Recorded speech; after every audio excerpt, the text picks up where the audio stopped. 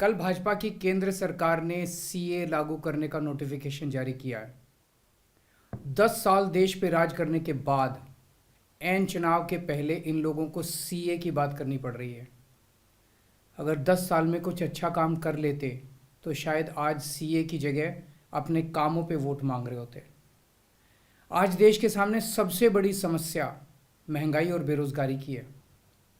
किसी को भी घर चलाना मुश्किल हो रहा है, इतनी ज़्यादा महंगाई हो गई है, कमर तोड़ महंगाई हो रही है। उधर हमारे युवा दर दर की ठोकरें खा रहे हैं रोजगार के लिए, उनके ऊपर डंडे लाठियां बरसाई जा रही हैं। ऐसे में सरकार बेरोजगारी और महंगाई का समाधान ढूंढने की बजाय सीए की बात कर रही है, तो ये बड़े दुख की बात है। ये सीए आखिर है क्या? बीजेपी की केंद्र सरकार का कहना है कि 3 देश, बांग्लादेश, पाकिस्तान और अफगानिस्तान, इन 3 देशों के अल्पसंख्यक जो हैं वो अगर भारत की नागरिकता लेना चाहें तो उन्हें भारत की नागरिकता दे दी जाएगी। इसका मतलब बड़ी संख्या में यहाँ से अल्पसंख्यकों को हमारे देश में लाया जाएगा, उनको रोज़गार दिए जाएंगे, उनके लिए घर बनाए जाएंगे, उनको यहाँ बसाया जाएगा। अजीब बात है ना। बीजेपी की केंद्र सरकार से हमारे बच्चों को रोज़गार दिए नहीं जा रहे, पाकिस्तान से लोगों को लाके उनके बच्चों को रोज़गार देना चाहते हैं। हमारे लोगों के पास तो घर नहीं है, भारत के तो ढेरों लोग बेघर हैं, लेकिन बीजेपी वाले पाकिस्तान से लोगों को लाके उन्हें भारत में बसाना चाहते हैं, उनको घर देना चाहते हैं। हमारे रोज़गार उनके बच्चों को देना चाहते हैं, हमारे हक के घर उनमें पाकिस्तानियों को बसाना चाहते हैं।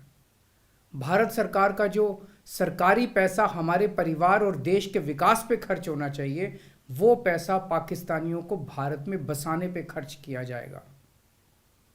इन 3 देशों में लगभग 2.5 से 3 करोड़ अल्पसंख्यक हैं।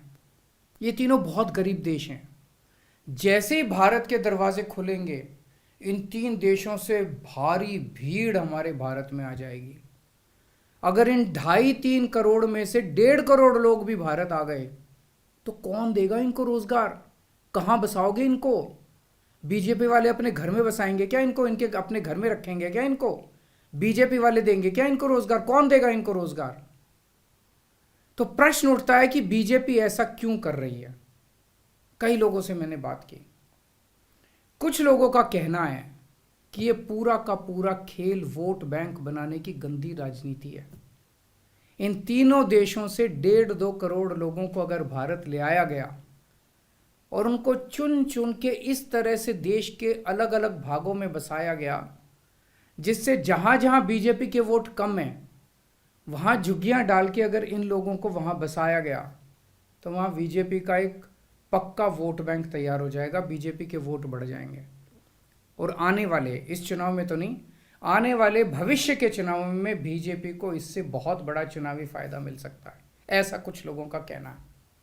मुझे नहीं पता ये सच है कि गलत, लेकिन सबसे बड़ा प्रश्न है कि बीजेपी ये क्यों कर रही है। एक तरफ बीजेपी की हरियाणा सरकार हरियाणा के बच्चों को रोजगार देने में असमर्थ है। रोजगार के लिए हरियाणा सरकार अपने बच्चों को इजराइल भेज रही है।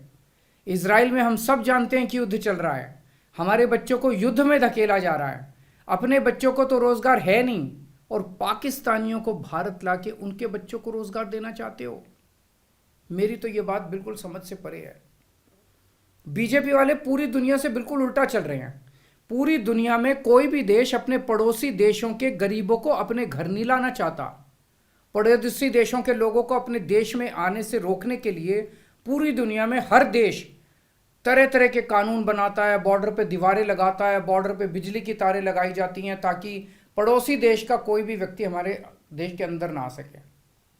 बीजेपी शायद अकेली पार्टी है पूरी दुनिया की जो पड़ोसी देश के गरीब लोगों को अपने देश में घुसाने के लिए दरवाजे खोल रही है, बिल्कुल उल्टा कर रही है।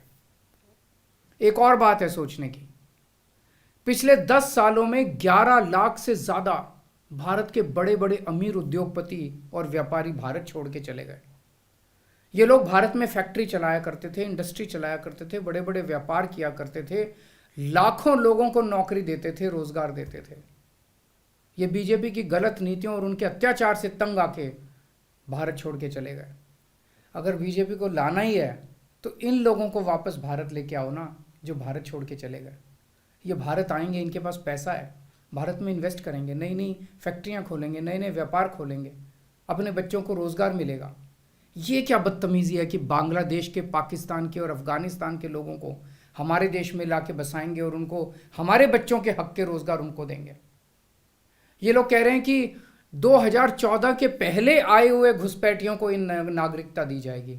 ऐसा नहीं है, ये तो शुरुआत है। एक बार ये सिलसिला चालू हो गया, एक बार दरवाजे खुल गए तो फिर बहुत बड़ी संख्या में पाकिस्तानी और बांग्लादेश से लोग भारत में आने लगेंगे।